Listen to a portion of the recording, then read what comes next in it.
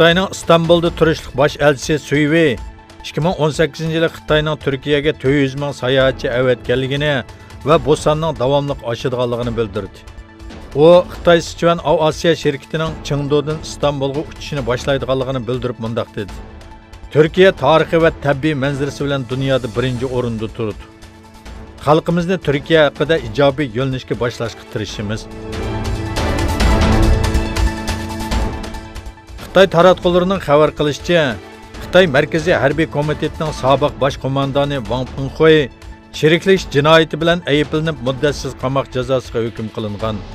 Wang Penghui 2017-yilgacha Xitoy ozodlik armiyasining bosh shtab boshlig'i bo'lgan bo'lib, uning jinoyatlari pora yeyish va rasmiy hisobini berilmagidek darajada ko'p mol-mulkka ega bo'lishdan iborat. 60 yoshli Wang Penghui Xi Jinping 2017-yili Washingtonda Trump bilan tunji qatim ko'rishganda uning yanida bor edi.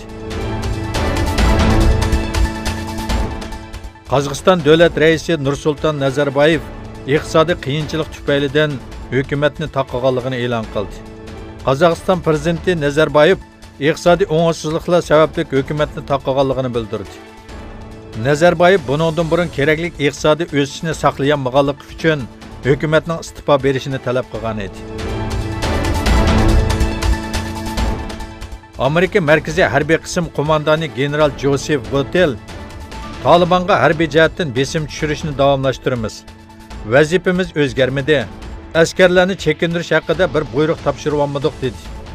O'zbekistonning poytaxti Toshkentda o'tkazilgan O'rta Osiyoda bexatarlik va muqimlik temasidagi yig'inga Pokiston, Afg'oniston, Turkmaniston, Qozog'iston, Qirg'iziston va O'zbekistonning bosh shtab boshliqlari bilan Amerika Markaziy harbiy rayonining qo'mondoni Joseph Votel qatnashdi.